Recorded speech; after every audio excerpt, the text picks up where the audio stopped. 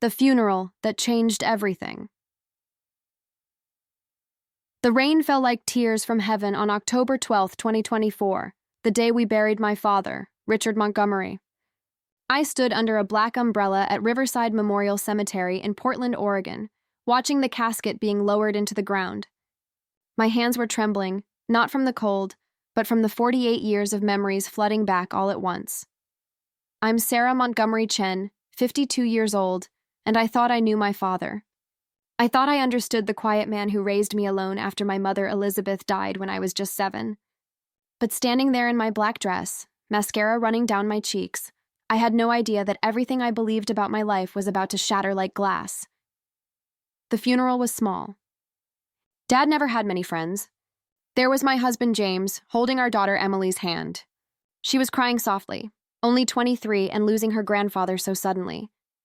My father's business partner, Margaret Whitfield, stood off to the side, her face unreadable behind designer sunglasses despite the gray sky.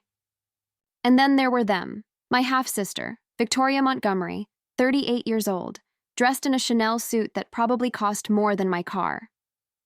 Her husband Brandon, a real estate mogul with slicked back hair and a Rolex that caught what little light broke through the clouds. They hadn't even tried to hide their impatience, checking their phones throughout the entire service. Victoria and I had never been close. How could we be? She was the daughter of my father's second wife, Patricia Montgomery, a woman who swept into our lives when I was 15 and treated me like yesterday's garbage from day one. Patricia had died 3 years ago from a stroke, and honestly, I hadn't shed a tear. The woman made my teenage years a living hell, constantly comparing me to Victoria, constantly reminding my father that her daughter was so much more accomplished, so much prettier, so much more everything. But Dad loved her. God knows why, but he did. And he loved Victoria too, even though she only ever called when she needed money. The pastor finished his final prayer. People began to disperse, whispering condolences that sounded hollow in the autumn air. I was about to turn away to escape to the car where I could finally break down in private when I saw him, Arnold Pemberton. My father's lawyer for over 30 years. He was 71 years old, with silver hair and kind eyes behind wire-rimmed glasses. He walked slowly across the wet grass, carrying a leather briefcase that looked older than my marriage. "Sarah," he said softly, reaching out to squeeze my hand. His palm was warm and dry. "I'm so sorry for your loss. Richard was a good man. One of the best I've ever known." "Thank you, Mr. Pemberton." My voice cracked. "He spoke highly of you, too." Arnold glanced around, his eyes settling on Victoria and Brandon, who were now talking loudly near their Mercedes, completely ignoring the solemnity of where they stood. His jaw tightened almost imperceptibly. "Sarah, I need you to come to my office tomorrow morning, 10 o'clock sharp. There's something your father left for you." He patted the briefcase. "Something very important. Is it the will reading?" I asked, confused. Victoria mentioned she'd be there too. "No." His voice dropped lower, and he leaned in close enough that I could smell his aftershave, something woodsy and old-fashioned. "This is separate. Just for you. No one else. Your father was very specific about that." Before I could ask more questions, he pressed a business card into my palm and walked away, nodding briefly at James before disappearing into the crowd of mourners. That night, I couldn't sleep. I lay in bed staring at the ceiling, listening to James snore softly beside me. What had Dad left me?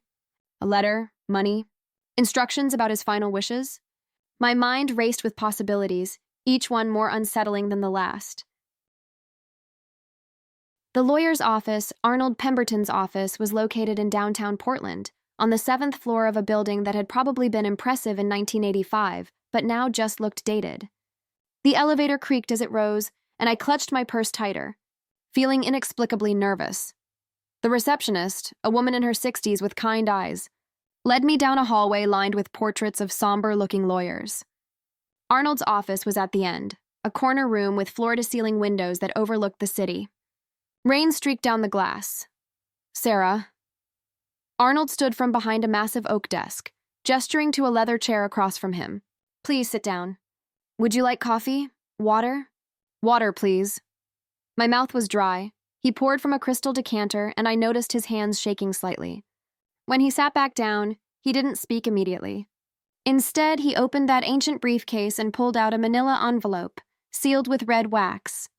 My father's seal, a Montgomery family crest that dated back to his grandfather. Sarah, what I'm about to show you. Arnold paused, removing his glasses to clean them slowly, deliberately. Your father made me promise not to give you this until after he was gone. He wrote it 3 months ago, right after his cancer diagnosis. My heart stopped. Cancer? What are you talking about? Dad died of a heart attack. Arnold's expression was infinitely sad. That's what everyone was told. But Richard had stage 4 pancreatic cancer. He had maybe 6 months left, probably less. The heart attack. I think God was merciful, Sarah. He didn't have to suffer the way the cancer would have made him suffer. Tears spilled down my cheeks. Why didn't he tell me? We could have had more time to... He wanted to protect you. He wanted you to remember him strong, not wasting away in a hospital bed. Arnold slid the envelope across the desk. But he also wanted you to know the truth. The truth about everything. With trembling fingers, I broke the wax seal. Inside was a letter, written in my father's careful handwriting. The same script that had signed my birthday cards and high school report cards for decades. My dearest Sarah, if you're reading this, I'm gone. And I'm so sorry I couldn't tell you this in person. I'm a coward in many ways, and perhaps this is the greatest cowardice of all, writing down truths I should have spoken to your face years ago. But I'm dying, sweetheart. And I can't leave this world without you knowing what really happened, without you understanding why things were the way they were, and without giving you the tools to protect yourself from those who would take what's rightfully yours. I stopped reading, my vision blurring. Arnold pushed a box of tissues across the desk. Take your time, he said gently. I wiped my eyes and continued. First, let me tell you about your mother. Elizabeth Montgomery was the love of my life. We met when we were both 25 at a charity gala in Seattle. She was radiant, Sarah. She had your smile, your laugh, your generous heart. We married 6 months later, and you were born 2 years after that. You were our miracle, our everything. But when you were 4 years old, your mother was diagnosed with a rare form of leukemia. She fought for 3 years. God, how she fought. She wanted to see you grow up so badly. But on March 15th, 1979, she passed away in her sleep. You were 7 years old. What you don't know, what I've never told you, is that she left you something. Your maternal grandfather, Charles Winston, was a wealthy shipping magnate. When he died in 1975, he left everything to Elizabeth, his entire estate worth approximately $12 million at the time. When Elizabeth died, that money was supposed to go to you, held in a trust until your 25th birthday. I stopped breathing. $12 million? In 1979? That would be worth... My mind couldn't even calculate it. But I made a terrible mistake, Sarah.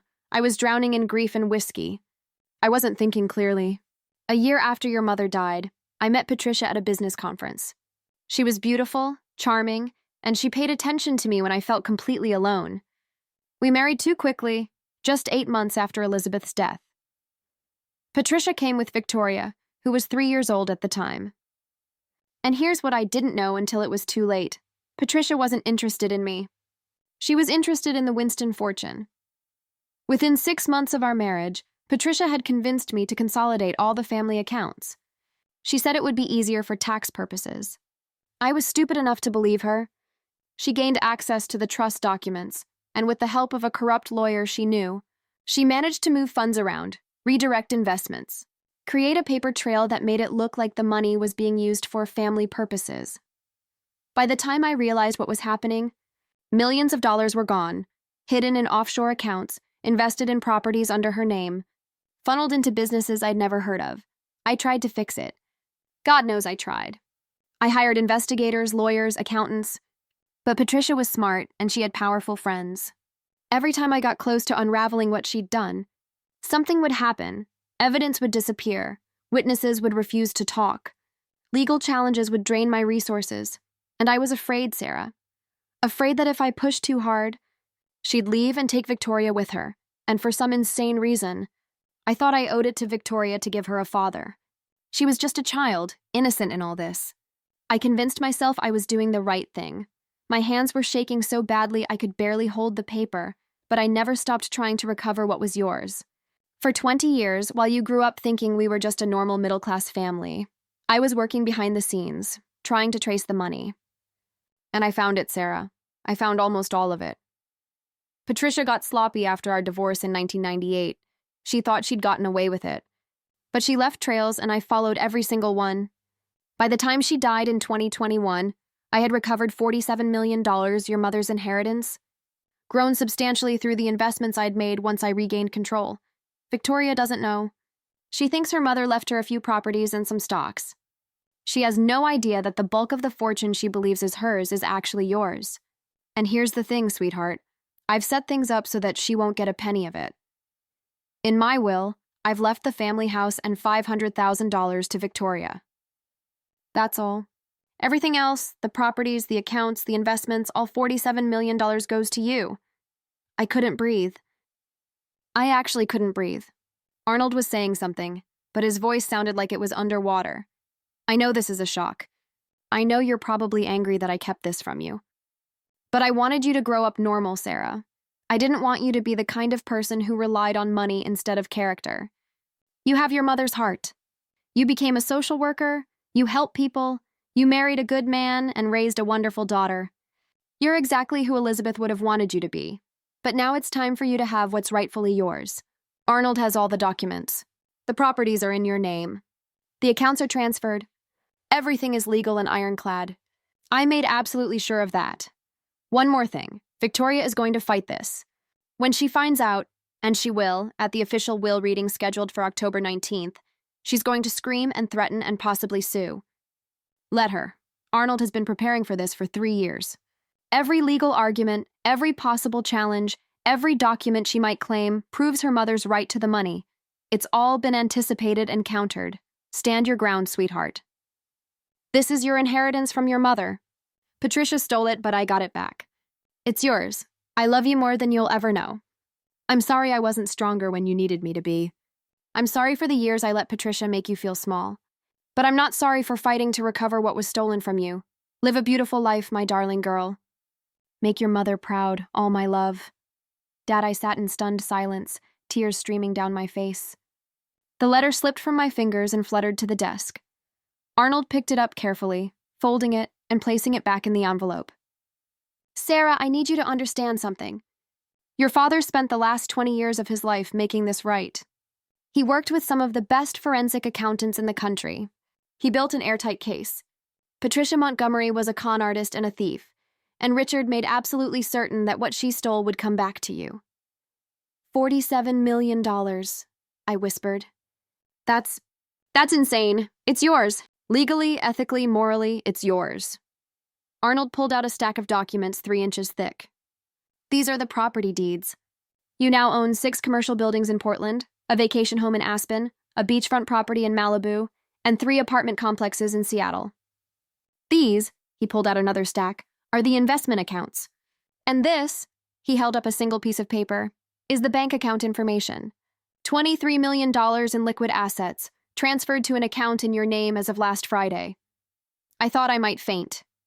The will reading is in 5 days, Arnold continued. Victoria and Brandon will be there.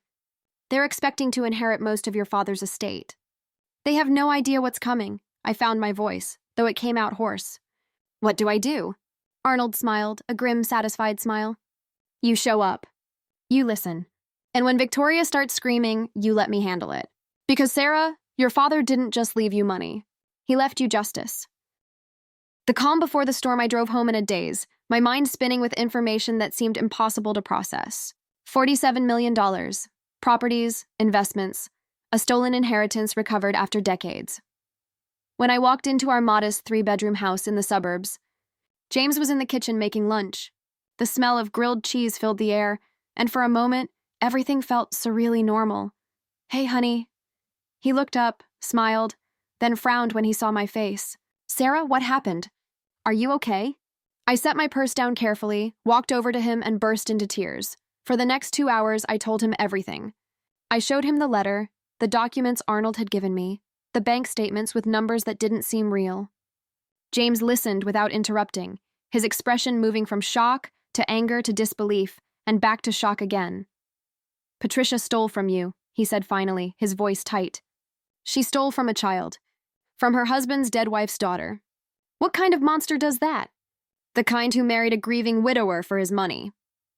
I wiped my eyes. Dad tried to get it back. For 20 years, James. While I was growing up, going to college, starting my career, getting married, he was working behind the scenes, trying to recover what she'd stolen.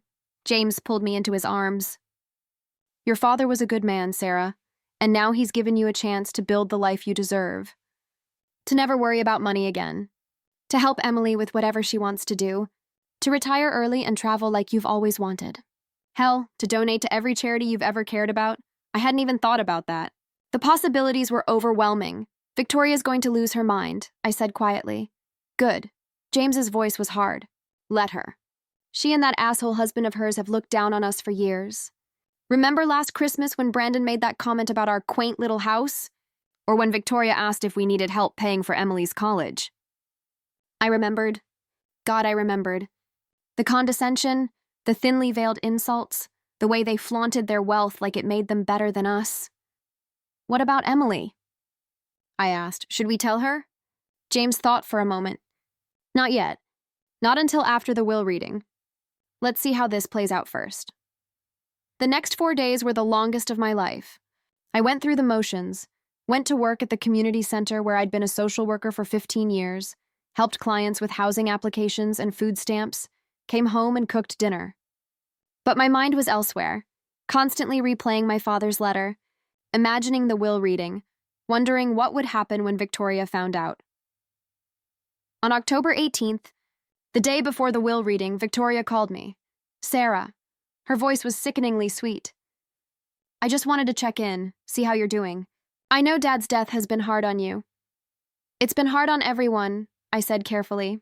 Of course, of course. A pause. Listen, about tomorrow, the will reading. I think it's important we go into this with realistic expectations. Dad was comfortable, but he wasn't wealthy, you know? I'm sure he's tried to be fair to both of us, but the reality is that I helped him with his business affairs for years. I was his financial advisor, essentially. So if the distribution seems uneven, I hope you'll understand that it reflects the amount of work and support I provided. My blood turned to ice. She was already preparing to justify taking more than her share. I'm sure Arnold will explain everything, I said, keeping my voice neutral. Right. Arnold. Victoria's tone shifted, becoming slightly harder. Such a sweet old man, but honestly, a bit past his prime, don't you think?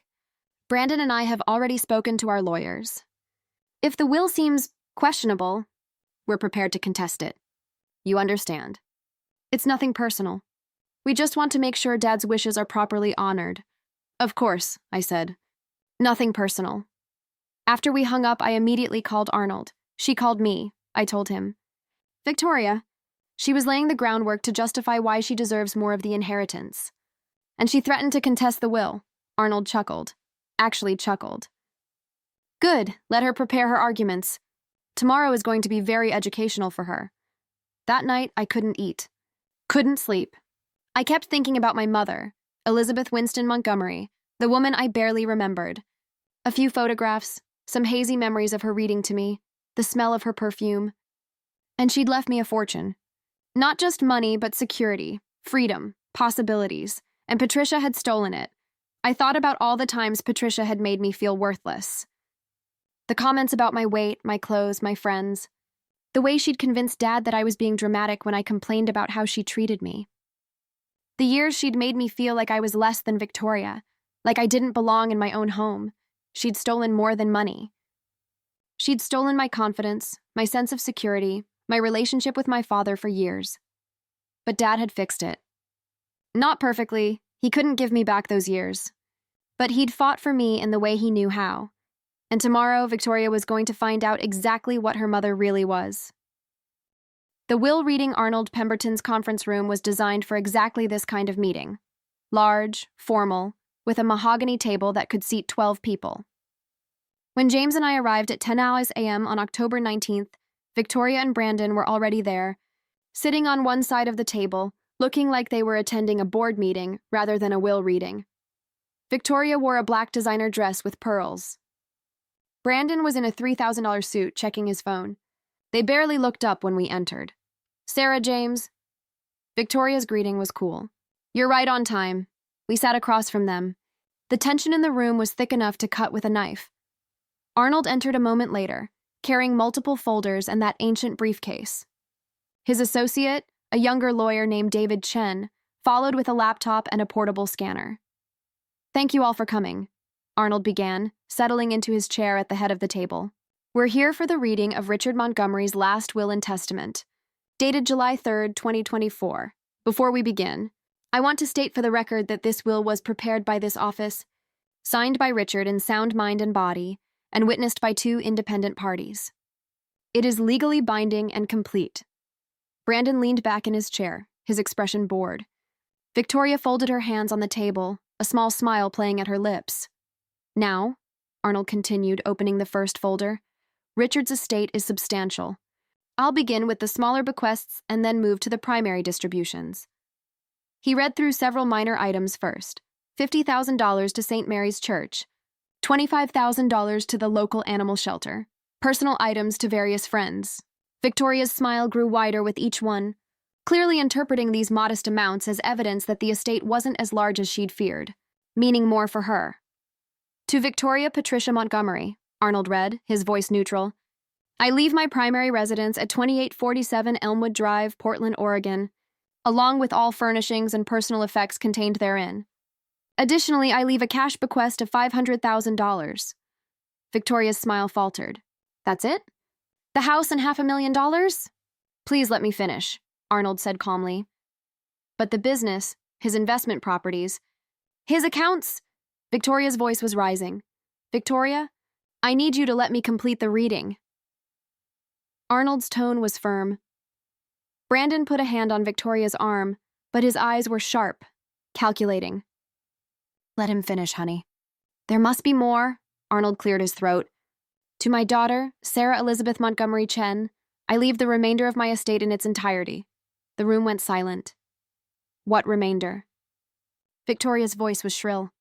"What are you talking about?" Arnold pulled out another folder, this one much thicker. Richard's estate includes the following properties: 6 commercial buildings in downtown Portland with a combined value of approximately $18 million, currently generating $1.2 million annually in rental income. A vacation home in Aspen, Colorado, valued at $6.8 million. A beachfront property in Malibu, California, valued at $12 million. 3 apartment complexes in Seattle, Washington, with a combined value of $15 million, generating annual income of approximately $900,000. Victoria's face had gone white. Additionally, Arnold continued, investment accounts with a total value of approximately $24 million in stocks, bonds, and mutual funds. And liquid assets, cash accounts, totaling $23 million. All of this transfers to Sarah, effective immediately. The silence was deafening. Then Victoria exploded. "That's impossible!" She was on her feet, her chair scraping back violently. "My father didn't have that kind of money. He lived in a modest house, drove a 12-year-old car. Your stepfather," Arnold corrected quietly, "was very good at living below his means." "This is fraud." Brandon was on his feet now too, his face flushed. "There's no way this is legitimate.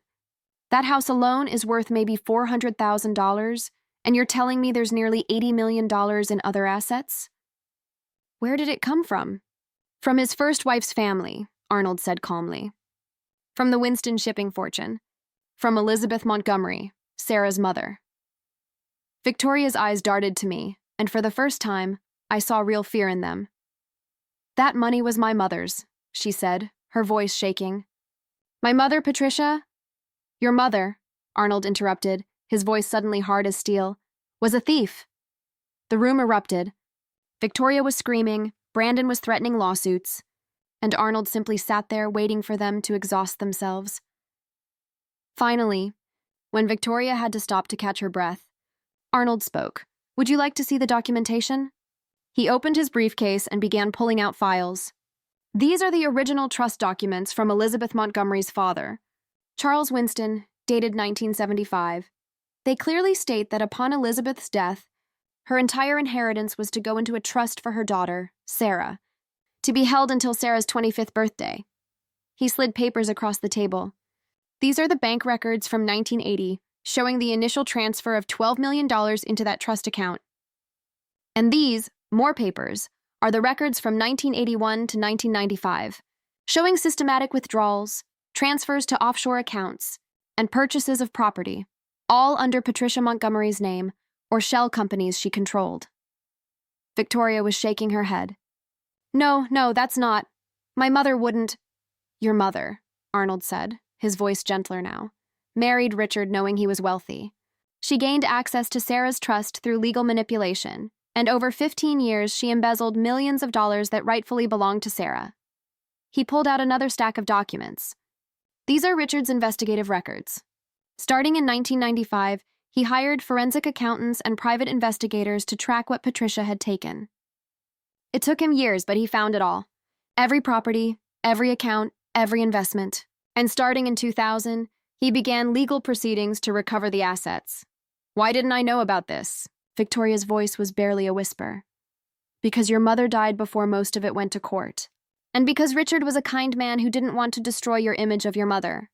So he quietly recovered the assets, restructured them, and made sure they would go where they belonged, to Sarah. Brandon's jaw was clenched so tight I thought his teeth might crack. We're contesting this. We're fighting this with everything we've got. Arnold smiled. That same grim smile I'd seen in his office days earlier. You're certainly welcome to try.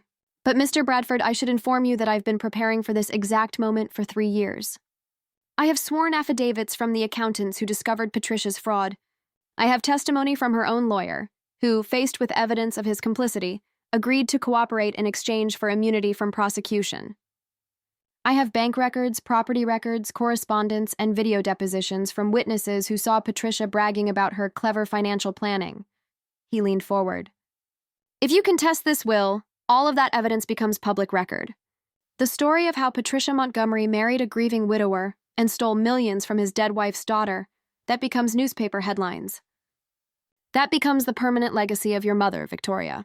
Is that what you want? Victoria's tears were flowing freely now, her makeup running down her face. She wouldn't do that. She wouldn't steal from a child. I'm sorry, Arnold said, and he actually sounded sorry. But she did. The evidence is irrefutable. I found my voice for the first time. Victoria. She looked at me, her eyes full of shock and hatred, and something that might have been grief. I didn't know either, I said quietly. I didn't know about any of this until 5 days ago. My father never told me. He let me grow up thinking we were just a regular family, that the money was gone, that we had to work for everything. Because he didn't want me to grow up entitled or angry. He wanted me to be normal. How nice for you, Victoria spat. You get to be noble and rich. Your mother stole from me, I said, my voice hardening. She stole my mother's legacy. She made my childhood miserable. She poisoned my relationship with my father. And even after all that, Dad still left you $500,000 and a house. He didn't have to do that. $500,000, Victoria laughed bitterly. When you're getting $80 million. $47 million, Arnold corrected. The estate has been professionally appraised. And yes, Victoria, that's a significant difference. But the difference isn't arbitrary. It reflects exactly what was stolen from Sarah and subsequently recovered. Brandon pulled out his phone. I'm calling our lawyer right now. This isn't over. By all means, Arnold said. Have your lawyer call my office. We'll be happy to send over all the documentation. But Mr. Bradford, I'd strongly encourage you to consult with your attorney before pursuing litigation. Because if this goes to court, you won't just lose. You'll be publicly humiliated when the full extent of Patricia's crimes becomes public knowledge. Victoria gathered her purse with shaking hands. I can't believe this. I can't believe my own stepfather believed in justice, Arnold interrupted. He spent 20 years trying to undo the damage your mother caused. He didn't do it to hurt you, Victoria. He did it because it was right. They left without another word, Victoria's sobs echoing in the hallway as Brandon guided her out. When the door closed, I realized I was crying too. James squeezed my hand. You okay? I don't know, I admitted. I thought I'd feel victorious. But I just feel sad, Arnold began gathering his papers. That's because you're a good person, Sarah. Victoria isn't a terrible person either. She's just been living a lie her whole life, and that lie just died. She'll need time to process this. Will she sue? I asked. She might try. But she won't win. The evidence is overwhelming. Arnold smiled at me. Your father made sure of that. He wanted you to be able to enjoy this inheritance without fear, without looking over your shoulder, without worrying that someone would take it away again. As we left the building, stepping out into the October sunshine, James turned to me. "So, Mrs. $47 million, he said with a slight smile. "What do you want to do first?" I thought about it. About my mother, who I barely remembered. About my father, who'd spent decades fighting a silent war for me. About Victoria, whose world had just collapsed. "I want to set up a scholarship fund," I said, "at Portland State, in my mother's name. For students studying social work." James kissed my forehead. "That's perfect. She'd be proud of you." We walked to our car, and for the first time in my life, I felt the weight of both grief and hope in equal measure. The aftermath, the next 2 weeks were a blur of meetings with financial advisors, lawyers, accountants, and tax specialists. James took time off work to help me navigate the sudden complexity my life had become. Emily, when we finally told her, cried and hugged me, and then immediately started planning all the ways we could. Use the money to help people. That's how I knew I'd raised her right. Arnold introduced me to a wealth management team at Goldman Sachs. They were professional, discreet, and frankly a little intimidating. But they explained everything clearly.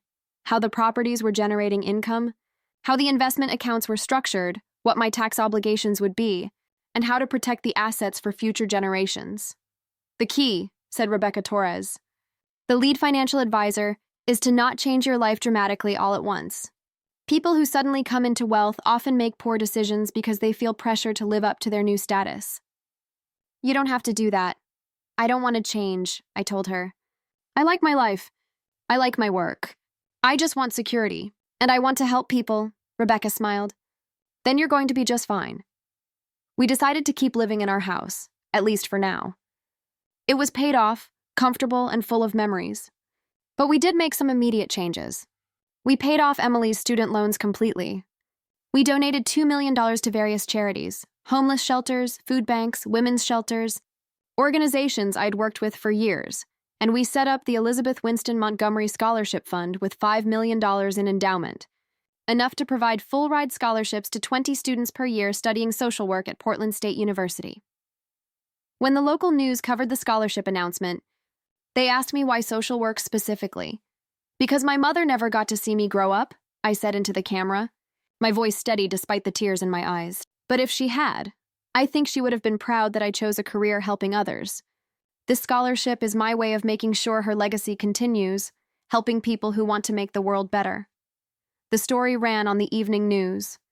The next morning, my phone started ringing. The first call was from one of my former clients, Maria Gonzalez, a single mother I'd helped get into transitional housing 3 years ago. She was crying. "Miss Sarah, I saw you on the news. Is it true? Did you really set up that scholarship?" "It's true, Maria. My daughter, Sophia, she's a senior in high school. She wants to be a social worker like you. But we can't afford college. I was going to tell her she needed to work for a few years first, save up. But now maybe she could apply? Maria, have Sophia call my office. We'll make sure she gets an application." There were dozens of calls like that. People I'd helped over the years, congratulating me, thanking me, asking if their kids could apply for the scholarship. It was overwhelming and beautiful and made me cry several times, but there were other calls too. My cousin Jennifer, who I hadn't spoken to in 5 years, suddenly wanted to reconnect. A former high school friend who'd never returned my calls before needed investment advice. People came out of the woodwork, suddenly interested in the woman they'd ignored when she was just a social worker driving a 10-year-old Honda. "Welcome to having money," Rebecca Torres said dryly when I complained about it. "You're going to need to learn to say no. A lot." The strangest call came on October 31st, 2 weeks after the will reading. It was from Brandon Bradford, Victoria's husband. "Sarah," he said, his voice carefully controlled. "I'm calling on behalf of Victoria. She's not in a good place right now. She's been seeing a therapist, trying to process everything about her mother. I'm sorry she's struggling," I said honestly. "Look, I'm going to be straight with you. We consulted with 3 different attorneys. They all said the same thing. We don't have a case. The documentation Arnold has is bulletproof. Patricia did exactly what he said she did." I sat down heavily on my couch. "I appreciate you telling me that. But here's the thing, Brandon continued, and I could hear the calculation in his voice. Victoria is entitled to something. She grew up believing she'd inherit a substantial estate. She made life decisions based on that assumption. It's not fair that she loses everything because of what her mother did. She didn't lose everything, I said sharply. She got a house worth over $400,000 and $500,000 in cash. That's more than most people inherit. Compared to $47 million? Sarah, be reasonable. You have more money than you could spend in 5 lifetimes. Would it kill you to share some of it with your sister? Half-sister, I corrected. And the answer is no. There was a long pause. You're making a mistake. Victoria and I have connections in this city. We can make things difficult for you. Your scholarship fund? Your charity work? It would be a shame if people started asking questions about where that money really came from. I felt ice in my veins. Are you threatening me? I'm suggesting that it would be in everyone's best interest if you reconsidered. Maybe a settlement, say $10 million, and we all walk away happy. I hung up on him, then I immediately called Arnold. They're going to try to damage my reputation, I told him, my voice shaking with anger. Brandon just threatened to spread rumors about the money. Arnold was quiet for a moment. Let me make some calls. I'll have a cease and desist letter sent to them by end of business today. And Sarah? If they so much as whisper a false word about you or this inheritance, we'll bury them in defamation lawsuits. I don't want to spend my life fighting them, I said tiredly. You won't have to. Trust me, once Brandon realizes he can't bully you, he'll back off. Men like him are cowards at heart. Arnold was right. After the cease and desist letter was delivered, accompanied by a reminder that any public statements about Patricia's fraud would be met with immediate legal action, Brandon went silent. Victoria deleted all her social media accounts and, according to mutual acquaintances, stopped attending the social functions where she'd once held court. I felt bad for her. I really did. But I also remembered every cruel comment, every dismissive look, every time she'd made me feel small. And I remembered that she'd lived off stolen money her entire life, whether she knew it or not. Discovering the full truth in mid-November, Arnold called me into his office again. His voice on the phone had been strange, excited and troubled at the same time. There's something else, he said when I arrived. Something I found while going through the last of Richard's papers. He handed me a leather journal, old and worn, with my father's handwriting filling page after page. It's his diary, Arnold explained. He kept it during the years he was investigating Patricia. He never showed it to me before. I found it in his safe deposit box last week. Sarah, you need to read this. I opened it to the first entry, dated March 3rd, 1998. Today I filed for divorce from Patricia. Victoria is 16 and she's going to hate me for this, but I can't do it anymore. 20 years of marriage to a woman who doesn't love me, who only wanted the Winston money. 20 years of watching her manipulate, lie, and steal. But the worst part? I let her do it. I was weak. I was afraid of being alone. I convinced myself that staying married was better for Victoria, that she needed a stable home. But the truth is, I was just a coward. Sarah is 33 now. She's built a beautiful life, married to a good man, working a job she loves, expecting her first child. She did it all without the advantages that money would have given her.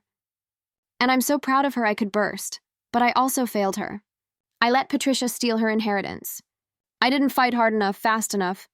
I let 20 years go by while that money sat in accounts under Patricia's control, growing and multiplying. And Sarah struggled to pay for college and her wedding and her first house. I'm fixing it now. Finally. I've hired the best forensic accountants money can buy. I'm going to find every dollar Patricia took, and I'm going to make sure Sarah gets it back. Even if it takes the rest of my life, I had to stop reading. Tears were streaming down my face. He blamed himself, Arnold said softly. For all of it. I flipped through the journal, reading entries at random. June 15th, 2003. Found another offshore account today. Patricia was clever, I'll give her that. She layered shell companies, used fake names, routed money through 3 different countries. But she left trails. She always left trails. We've recovered $8 million so far. Only $4 million more to go. December 22nd, 2010. Sarah called today to tell me Emily made the honor roll. She was so proud. I asked if they needed help with anything. I have access to some of the recovered funds now, but Sarah said they were fine. She's always been too proud to ask for help. Gets that from her mother. September 30th, 2015, Patricia had a stroke. She's in intensive care. The doctors say she might not make it. I should feel something, anger, satisfaction, vindication, but all I feel is tired. So tired. Victoria is devastated. She genuinely loved her mother, has no idea what Patricia really was. Part of me wants to tell her, but what good would it do? Let her grieve in peace. October 3rd, 2015. Patricia died this morning. Victoria was with her at the end. After the funeral, Victoria told me that Patricia's last words were about money, about making sure her investments were protected, about passwords and account numbers. Victoria thought she was just being practical, but I knew the truth. Even dying, Patricia was worried about hiding the money she'd stolen. It's over now. The investigation can move faster without Patricia fighting me at every turn. I've recovered $38 million so far. Almost everything. And it's all going to Sarah, where it belonged from the beginning. I turned to Arnold. He never remarried. Never dated. Why? Arnold sighed. He told me once that he'd already had his great love, Elizabeth, and he'd wasted 20 years on someone who didn't deserve him. He said he didn't have time for another mistake. He wanted to spend whatever years he had left making things right. I closed the journal, holding it against my chest. I wish he'd told me. I wish I'd known what he was doing. He didn't want you to wait for it. He wanted you to build your own life, independent of money or expectations. And you did, Arnold smiled. You're exactly what he hoped you'd be.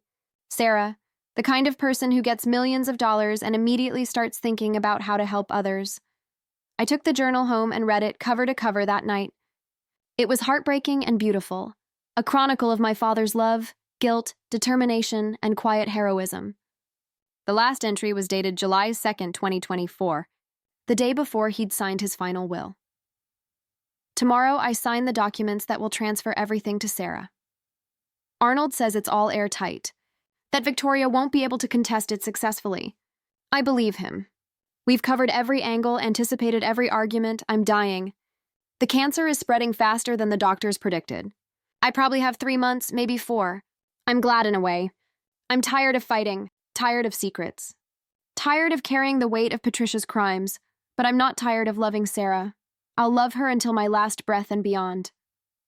I just hope she understands that everything I did, every choice I made, even the bad ones, I did because I loved her and her mother. Elizabeth, if you're out there somewhere, I hope you can forgive me for letting our daughter's inheritance be stolen.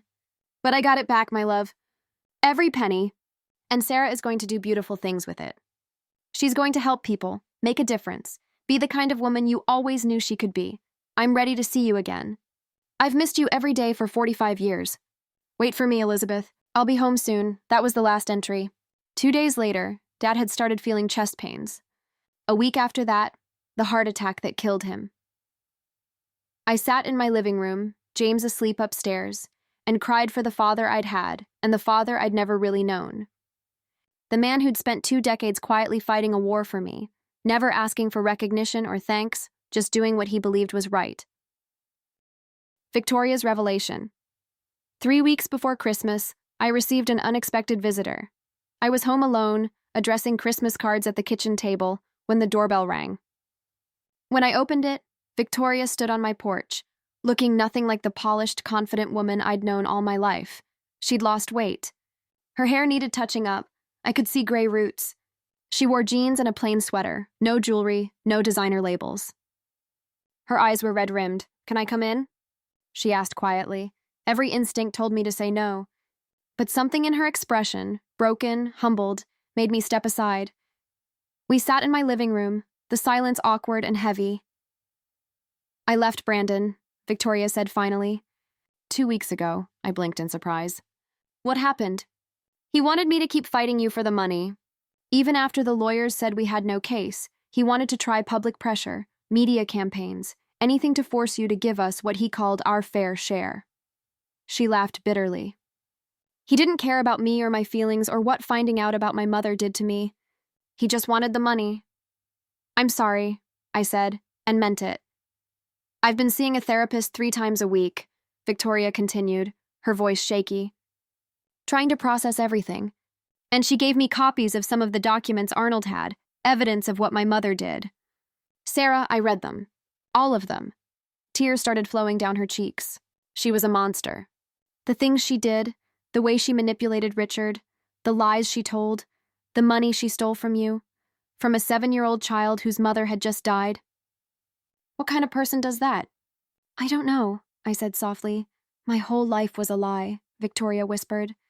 Every nice thing we had, every vacation, every private school tuition payment, my college education, my wedding, it was all paid for with money my mother stole from you.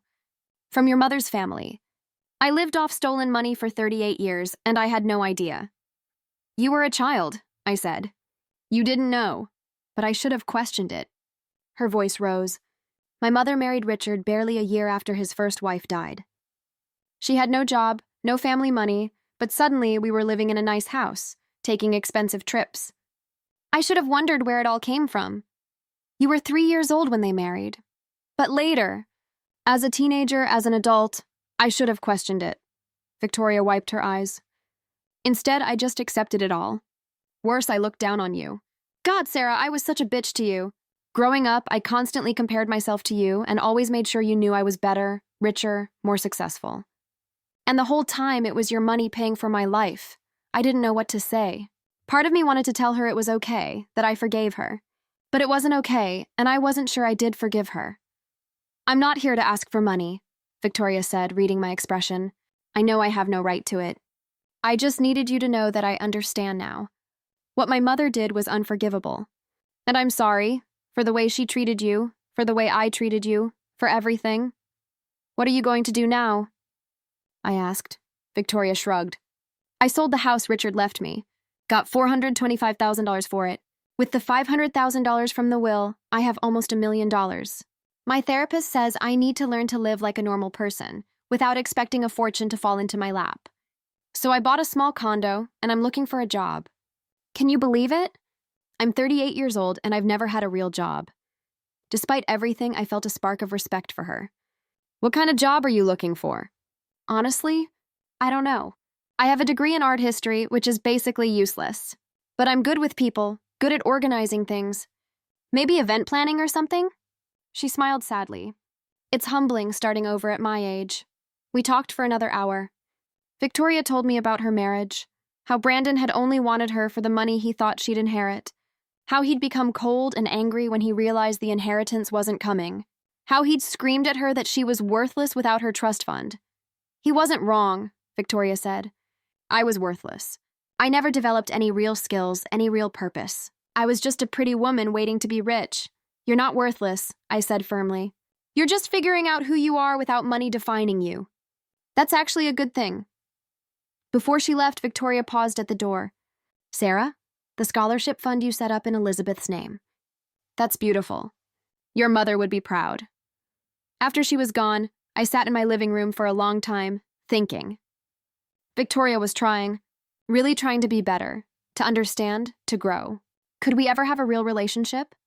I didn't know. But maybe someday, we could at least be civil. That night, I talked to James about it. Do you think I should help her? I asked. Not with money directly, but maybe help her find a job. Use some of my connections? James was quiet for a moment. That's up to you, honey. But I will say this. The fact that you're even considering it shows what kind of person you are. Victoria spent years looking down on you, and you're still thinking about helping her. She's trying to change, I said. And I remember what it was like when we were kids, before Patricia really got her claws into her. Victoria could be sweet sometimes, before Patricia taught her to be cruel. Then help her if you want, James said. But do it on your terms with boundaries. Don't let her take advantage of your kindness. The next day, I called Jennifer Wu, the director of the community center where I worked. Jen, I know someone who's looking for work. She's good with people, organized, and needs a second chance. Do you have anything available? 2 weeks later, Victoria started working part-time at the community center, helping coordinate events and fundraisers. She was tentative at first, clearly out of her element, but she worked hard. And slowly, very slowly, we started building something that might eventually become a real relationship. The Christmas Miracle Christmas 2024 was different from any I'd ever experienced. For the first time in my life, I didn't have to worry about money, didn't have to budget carefully for gifts, didn't have to skip the decorations I wanted because they were too expensive, didn't have to tell Emily we couldn't afford the ski trip she'd been hoping for. But more than that, it was different because I finally understood my family's history. The weight of knowing what Patricia had done, what my father had sacrificed to make things right, what my mother had left for me, it changed everything. James and I decided to do something special. We rented out the ballroom at the Heathman Hotel in downtown Portland and threw a Christmas party for everyone from the community center, all the staff, all the clients, all the families we'd worked with over the years. We decorated with real evergreen garlands and twinkling lights. We hired caterers to prepare a feast. We had a real Santa Claus for the kids with gifts for everyone. And we set up a table with information about the Elizabeth Winston Montgomery Scholarship Fund, encouraging students to apply. Over 200 people came. Maria Gonzalez brought her daughter Sophia, who was now officially a scholarship recipient for the following fall. Mrs. Henderson, an elderly woman I'd helped get into senior housing 5 years ago, cried when she saw the decorations. Families who usually couldn't afford Christmas dinner ate until they were stuffed, and Victoria was there, helping coordinate everything, her face flushed with actual honest work and, I thought, maybe even happiness. At 8 p.m., I stood up to make a speech. My hands were shaking as I held the microphone. "Thank you all for coming," I began. "This year has been the hardest of my life. I lost my father, Richard Montgomery, in October. And in losing him, I learned things about my family, about my mother, who died when I was 7. That changed everything I thought I knew." I saw Victoria watching me, tears in her eyes. My mother, Elizabeth Montgomery, came from a wealthy family. When she died, she left me an inheritance that should have secured my future. But that inheritance was stolen. For years, it was hidden away while I grew up thinking we had nothing. People in the crowd were listening intently, some nodding, some looking shocked. My father spent 20 years getting that money back. 20 years of quiet, determined work, of hiring investigators and lawyers, of tracking down every dollar that had been taken from me. And he did it not because he wanted to make me rich, but because he believed in justice. Because he knew my mother had wanted that money to help me build a good life. My voice cracked. But here's the thing, I did build a good life. Without the money. I became a social worker because I wanted to help people. I married a wonderful man. I raised an amazing daughter. I learned the value of hard work and compassion and community. And I think that's what my father wanted. He wanted me to become someone who would use wealth wisely, not someone who depended on it. I gestured around the room. So tonight we celebrate. We celebrate family, community, and second chances. We celebrate the idea that even when terrible things happen, when people steal, when people lie, when people hurt us, we can still choose to do good. We can still choose kindness. The applause was thunderous. People were crying, hugging each other, raising their glasses of sparkling cider and toast. After the speech, an older woman approached me. She was probably in her 70s, elegantly dressed, with kind eyes that looked somehow familiar. "Sarah Montgomery?" she asked. "Yes?" "My name is Caroline Winston. I'm your mother's cousin. I saw the news story about the scholarship fund, and I had to meet you." My breath caught. "You knew my mother?" I did. "Elizabeth and I were very close when we were young. I was at her wedding to your father. I held you when you were just a baby." Caroline's eyes filled with tears. "I tried to stay in touch after Elizabeth died, but Richard remarried so quickly, and Patricia made it very clear I wasn't welcome. I always wondered what happened to you. We talked for over an hour. Caroline told me stories about my mother, how she'd loved to sail, how she'd once climbed Mount Hood just to prove she could, how she'd cried for 3 days straight when she found out she was pregnant with me because she was so happy. She would be so proud of you," Caroline said, squeezing my hand. "Not because of the money, but because of the person you are. You have her heart, Sarah. Her generous, beautiful heart." Before she left, Caroline gave me a small box. "I've been saving this for you. I always hoped I'd find you someday." Inside was a locket, gold and delicate, with a photograph inside. My mother, young and radiant, holding an infant. Me. "She wore this every day," Caroline said, "until the day she went into the hospital for the last time. Your father gave it to me at the funeral. He said he couldn't bear to look at it. But I kept it, hoping someday I could give it to you. I fastened the locket around my neck, right there in the ballroom, and I swear I could feel my mother's presence, warm and loving, surrounding me. New beginnings in January 2025. I made a decision that surprised everyone, including myself. I quit my job at the community center. But you love that job, James said when I told him. I do, I agreed. But I can do more now. So much more. With Rebecca Torres's help, I established the Elizabeth Montgomery Foundation, a nonprofit organization dedicated to helping families in crisis. We provided emergency housing assistance, job training, childcare support, and education funding. I donated $10 million to get it started and committed to ongoing funding, and I hired Victoria as the assistant director. She stared at me when I offered her the position. Sarah, why would you do this? After everything?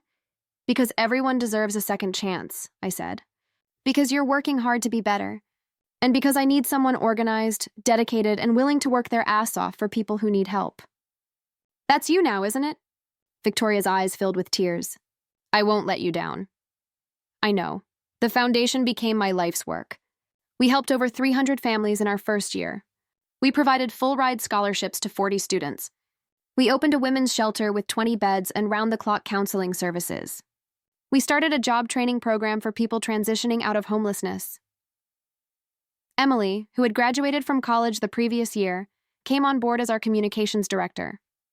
She was brilliant at social media, at telling the stories of the people we helped, at building awareness and support. James eventually retired from his accounting job and became the foundation's CFO, managing our finances with the same careful attention he'd always brought to our household budget. Except now, instead of stretching dollars, he was making sure millions were spent wisely and efficiently. It wasn't always easy. Some days the needs seemed overwhelming, the problems too big, the suffering too vast. But every time I wanted to give up, I thought about my mother, the woman I barely remembered but who had loved me enough to leave me a fortune. And I thought about my father, who'd spent 20 years fighting to restore what was rightfully mine. They'd given me an opportunity. I was going to honor it. On October 12th, 2025, exactly 1 year after my father's funeral, I stood at his grave with James, Emily, Victoria, and Caroline Winston. The rain fell softly, just like it had a year ago, but this time it felt cleansing rather than sorrowful. I placed flowers on my father's headstone. Next to his grave was my mother's. I'd had her remains moved from the cemetery across town so they could be together again. On her headstone, I'd added new words: Elizabeth Winston Montgomery, beloved mother, her legacy lives on. Dad, Mom, I said softly, I want you to know what we've done this year. The Elizabeth Montgomery Foundation has helped over 300 families. We've housed 67 homeless individuals. We've provided scholarships to 40 students. We've given people hope when they had none. Emily squeezed my hand. Victoria was crying quietly. I wish you could have seen it, Dad. I wish you could have known that your fight wasn't for nothing. That the money you recovered isn't just sitting in bank accounts. It's out there in the world, making a difference. Changing lives. Giving people the chances they deserve. I paused, tears streaming down my face. And I wish you both could have seen what Victoria's become. She's not the woman Patricia raised her to be. She's kind now. She's dedicated. She works harder than anyone at the foundation. She's using her second chance to help others get their second chances. Victoria stepped forward and placed flowers on both graves. Richard, I'm sorry I never appreciated you when you were alive. I'm sorry I was so focused on money and status that I couldn't see what really mattered. But I'm trying to be better now. I'm trying to be someone you could have been proud of. We stood in silence for a long moment, the rain falling gently around us. Finally, Caroline spoke. They're both proud of you. Both of you. I'm certain of it. As we walked back to the cars, Emily linked her arm through mine. Mom, there's something I've been thinking about. The foundation is doing amazing work, but there are so many people who need help that we can't reach. What if we expanded? Opened branches in other cities? I looked at my daughter. Brilliant, compassionate, driven. Tell me more. Seattle first. Then maybe San Francisco, Sacramento, Eugene. We could partner with existing organizations, provide funding and resources, help them expand their programs. Emily's eyes were bright with excitement. We could help thousands more people, Mom. Tens of thousands. I glanced at James, who smiled and nodded. Let's do it, I said. Let's build something that lasts. Something that will still be helping people long after we're gone. Victoria caught up to us. Sarah, I've been working on something too. A program specifically for women leaving abusive relationships. Housing, job training, legal support, therapy. Everything they need to start over. Like I started over. How much would it cost to launch? I asked. About $2 million for the first year? Do it. Start immediately. That night, back at home, I sat in my father's old armchair. I'd brought it from his house after the estate sale, and opened his journal one more time. I turned to the last page where he'd written his final entry, and then I did something I'd been thinking about for months. I picked up a pen and began writing. Dad, it's been a year since you left us. A year since I learned the truth about everything. And I need you to know I understand now. I understand why you did what you did. Why you kept secrets. Why you spent 20 years fighting for something I didn't even know I'd lost. You were protecting me. Not just my inheritance, but my innocence, my normalcy, my chance to become someone who valued character over money. And it worked, Dad. It really worked. I'm using the money the way I think Mom would have wanted. The way I think you wanted. To help people. To make a difference. To build something beautiful out of something that started with so much ugliness. Victoria is different now. I think you'd be surprised and pleased. She's working hard, helping people, finding out who she really is underneath all the superficial nonsense Patricia taught her. We'll never be as close as biological sisters might be, but we're becoming friends. Real friends. I miss you every day. I wish you were here to see what we're building. But I think maybe you can see it somehow. I hope you can. I hope you and Mom are together somewhere, watching over us, knowing that your sacrifices weren't wasted. Thank you, Dad, for everything. For fighting for me even when I didn't know you were fighting. For loving Mom enough to spend 2 decades recovering her legacy. For believing in me enough to know I'd do the right thing with it. I love you. Always. Sarah. I closed the journal and placed it carefully on the shelf next to a photograph of my parents on their wedding day. Young, happy, full of hope. James came up behind me, wrapping his arms around my waist. You okay? Yeah, I said, leaning back against him. I really am. Outside, the rain had stopped. Through the window, I could see the moon breaking through the clouds, casting silver light across our quiet street. Somewhere, I thought, my parents were together again. And they were proud. The next morning, I woke up early and drove to the foundation office. Victoria was already there. She was always the first to arrive now, sitting at her desk, working on the proposal for the women's shelter program. Morning, she said, looking up with a smile. Coffee's fresh. I poured myself a cup and sat down across from her. Victoria, I've been thinking. The foundation is growing fast, and I'm going to need someone I can trust completely to help run it. Someone who understands what it's like to start over. Someone who's lived through hardship and come out stronger. Victoria's eyes widened. What are you saying? I'm saying I want to make you co-director. Equal partnership. We build this together. She was quiet for a long moment, tears welling up in her eyes. Sarah, I don't deserve that. After everything I did, everything my mother did. Your mother's sins are not your sins, I interrupted gently. And the past is the past. We can't change it. We can only decide what we're going to do now, today, with the chances we've been given. Victoria came around the desk and hugged me, really hugged me. Not the stiff, perfunctory hugs we'd exchanged at family gatherings for years, but a real embrace full of gratitude and hope and sisterhood. Thank you, she whispered. I promise I'll make you proud. You already have, I said. And in that moment, standing in our foundation office with my half-sister turned real sister, I felt something click into place. The anger I'd carried for so long, at Patricia, at circumstances, at the years I'd spent struggling while Victoria lived in luxury, it all melted away. This was what my parents had wanted for me. Not just money, but the wisdom to use it well. Not just security, but the compassion to help others find their own security. Not just justice, but mercy too. The phone on Victoria's desk rang. She answered it, listened for a moment, then smiled. It's Maria Gonzalez. Her daughter Sophia just got accepted into Portland State's social work program. She's calling to thank us. Put her on speaker, I said. Maria's voice filled the room, thick with emotion and joy. Miss Sarah, Miss Victoria, I can't thank you enough. My baby girl is going to college.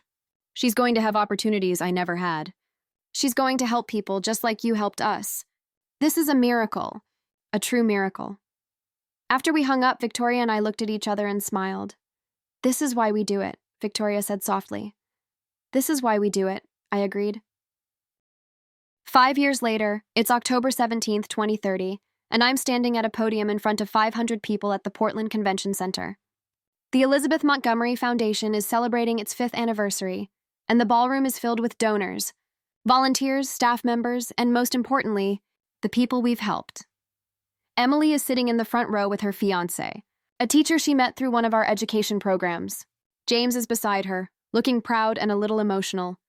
Caroline Winston is there too, now 76 and still sharp as ever, serving on our foundation board, and Victoria is standing next to me on stage, co-director and sister in every way that matters. 5 years ago, I tell the crowd, I inherited something I never expected. Not just money, but a responsibility. A calling. My mother, Elizabeth Montgomery, left me a fortune. My father, Richard Montgomery, spent 20 years recovering it. And both of them left me an example of love, perseverance, and the belief that one person can make a difference. I gesture to the screen behind me, where photographs are scrolling. Families in new homes, students at graduation, women who escaped abuse smiling with their children, formerly homeless individuals at their new jobs. In 5 years, the Elizabeth Montgomery Foundation has helped over 2,000 families. We've provided full-ride scholarships to 300 students. We've housed and supported 400 women and children escaping domestic violence. We've helped 500 people transition from homelessness to stable employment. We've opened branches in 6 cities across Oregon and Washington. The applause is thunderous, but I hold up my hand. But we're not done. Not even close. Because there are still people who need help. Still families in crisis. Still children who deserve better chances than they're being given. And as long as there are people who need us, we'll be here. I look at Victoria, who nods and steps forward. Many of you know my story, she says into the microphone. How I grew up privileged, how I lost everything, how I had to learn what really matters. 5 years ago, Sarah gave me a second chance when I didn't deserve it. She showed me that it's never too late to become a better person. And now together, we're giving that same chance to others. The crowd erupts in applause again. I see people wiping their eyes, hugging each other, smiling through tears. After the event, as people are mingling and celebrating, a young woman approaches me. She's about 23, well-dressed and confident. Mrs. Chen? I'm Sofia Gonzalez. I don't know if you remember me. Of course I remember you, I say warmly. Maria's daughter. You were the first recipient of the Elizabeth Montgomery Scholarship. I just graduated, Sophia says, her eyes bright. I have my MSW now, and I just got hired by the foundation. I start next week as a case manager. I feel tears prick my eyes. Sophia, that's wonderful. I wanted to tell you something, she continues. When I was 17, I thought my life was over. My mom was working 3 jobs. I couldn't afford college, and I was going to have to give up on my dreams. But then your scholarship came through, and everything changed. You changed my life, Mrs. Chen, and now I'm going to spend my career doing the same thing for others. After she walks away, Victoria comes up beside me. Did you hear that? I ask. I did, Victoria says softly. That's your legacy, Sarah. Not the money, not the properties, the lives you've changed. The hope you've given people. I think about my mother, who I barely knew but whose love shaped my entire life. I think about my father, who fought silently for decades to give me the tools to make a difference. And I think about Patricia, even her, the woman who stole and lied and caused so much pain. Because without her crimes, without my father's fight to recover what she took, I might never have learned what really matters. That night, James and I drive home in comfortable silence. The city lights of Portland twinkle around us, and I reach down to touch the locket I wear every day, my mother's locket, with the photograph of her holding infant me. Do you ever wonder what your life would have been like? James asks suddenly. If you'd gotten the inheritance when you were 25, like you were supposed to? I consider the question seriously. I think about it sometimes, I probably would have been different. Maybe more entitled. Maybe less compassionate. Maybe I would have married someone for the wrong reasons, or never become a social worker, or never learned what it means to struggle. So, in a weird way, Patricia did you a favor? No, I say firmly. What she did was wrong, and it hurt people, me, my father, even Victoria in the end. But I can choose what I do with the outcome. I can choose to let the pain make me bitter, or I can choose to let it make me better. When we get home, there's a package waiting on the porch. It's addressed to me, with no return address. Inside is a wooden box, beautifully carved, and a note. Dear Sarah, my name is Thomas Pemberton. Arnold Pemberton was my father. He passed away peacefully last week at the age of 72. In going through his things, I found this box among his most treasured possessions, with instructions that it should be sent to you upon his death. My father spoke of you often in his final years. He said you were proof that good people still exist in the world. He was honored to help your father, and even more honored to know you. With sympathy and respect, Thomas Pemberton. My hands shake as I open the box. Inside is a collection of letters, dozens of them, all in my father's handwriting, all addressed to Arnold over the years. I pick up the first one, dated March 1996. Arnold, I found another account today. Patricia hid it well, but it's there. $340,000 in a Cayman Islands bank under a shell company name. I'm getting closer. I can feel it. Someday I'll be able to give Sarah what's rightfully hers, and I'll be able to look at myself in the mirror again. Thank you for believing in me. Thank you for not giving up, even when this seemed impossible. Richard, I read through letter after letter, watching my father's journey unfold. The frustration, the determination, the small victories and major setbacks, the unwavering love for me that drove him forward year after year. The last letter is dated September 2024. Just weeks before his death. Arnold, we did it, my friend. After 26 years, we did it. Every dollar recovered. Every property transferred. Everything legal and ironclad. Sarah is protected. She's provided for.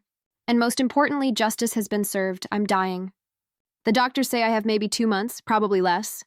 But I'm not afraid. I'm ready. I've done what I set out to do. I've made things right. When I'm gone, please make sure Sarah knows the truth.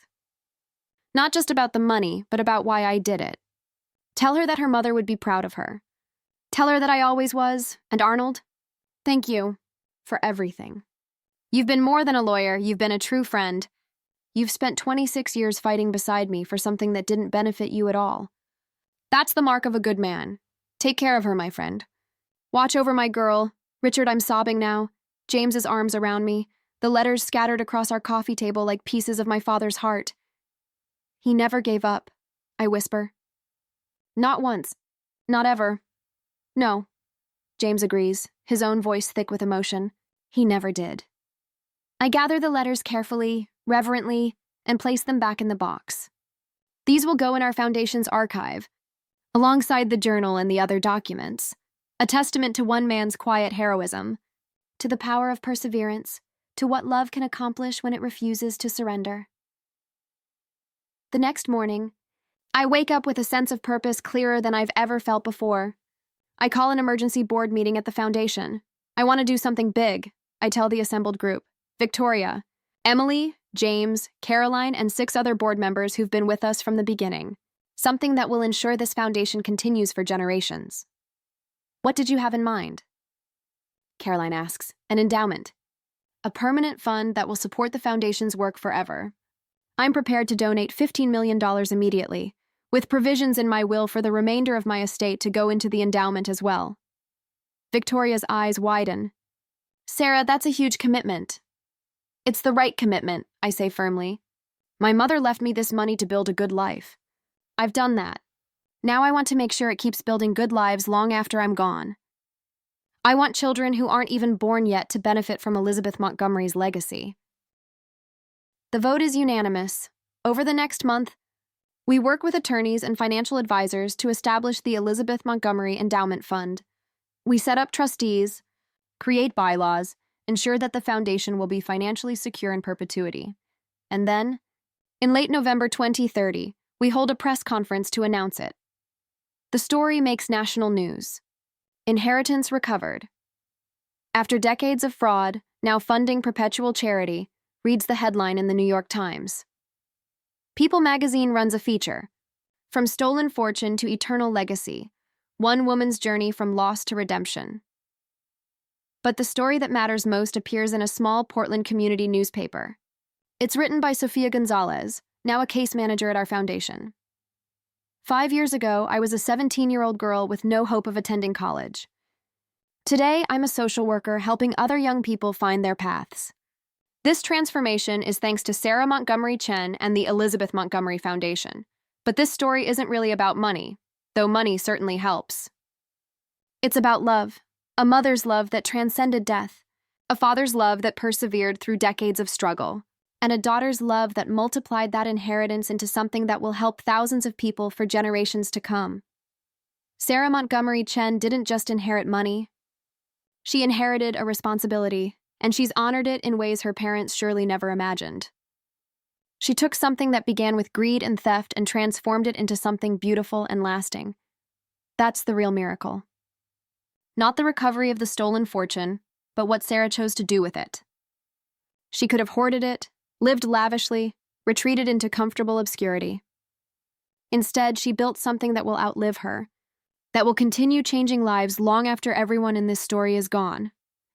In a world that often feels dark and hopeless, the Elizabeth Montgomery Foundation is a light, proof that good can triumph over evil, that love can conquer greed, that one person's choice to do right can ripple out and touch countless lives.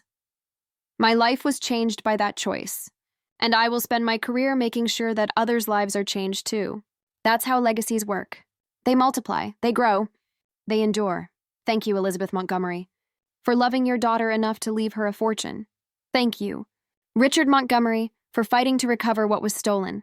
Thank you, Sarah Montgomery Chen, for using that fortune to build something eternal. And thank you, Victoria Montgomery, for showing us that it's never too late to become the person you were meant to be. This is what redemption looks like. This is what love looks like. This is what hope looks like. I read the article sitting at my father's grave on Thanksgiving Day 2030. The rain falls softly, and I'm wearing my mother's locket, as always. I hope you're proud, I say quietly to the headstones. I hope you can see what we've built, what we're going to keep building. A hand touches my shoulder. Victoria, holding an umbrella. I thought I'd find you here, she says softly. We stand together in silence for a moment. Two sisters bound not by blood, but by shared pain and shared purpose. Do you think about her? I ask. Patricia? Victoria nods slowly. Every day. I think about the mother I believed I had versus the woman she really was. And I think about how I'm going to spend the rest of my life making sure her legacy isn't one of theft and greed. It's not, I assure her.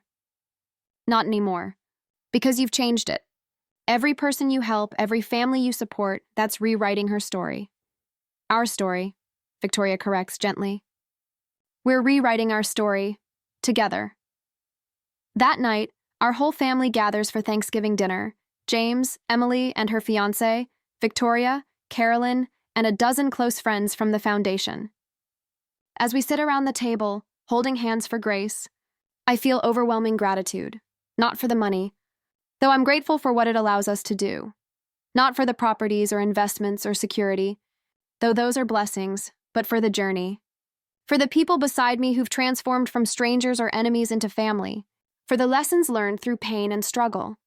For the opportunity to take something broken and make it whole, to take something stolen and make it sacred, to take something meant to divide and use it to unite. I'm grateful, I say when it's my turn to share, for second chances. For my parents who gave me life and legacy. For my husband and daughter who support me in everything. For my sister who found her way back from darkness. And for every person whose life has been touched by the foundation, you've given my life meaning beyond anything I could have imagined. Emily squeezes my hand. Mom, I'm grateful for you. For showing me that wealth isn't about what you have, but what you give. For teaching me that the best inheritance isn't money, it's character, compassion, and commitment to making the world better. Victoria's voice is thick with emotion. I'm grateful for forgiveness. For Sarah, who gave me chances I didn't deserve. For the opportunity to become someone my stepfather could have been proud of. And for the daily reminder that it's never too late to change. to grow, to become better. As we eat and laugh and share stories, I think about the letter that changed everything. The letter my father's lawyer handed me at the funeral, the moment everyone went silent, the beginning of this incredible journey.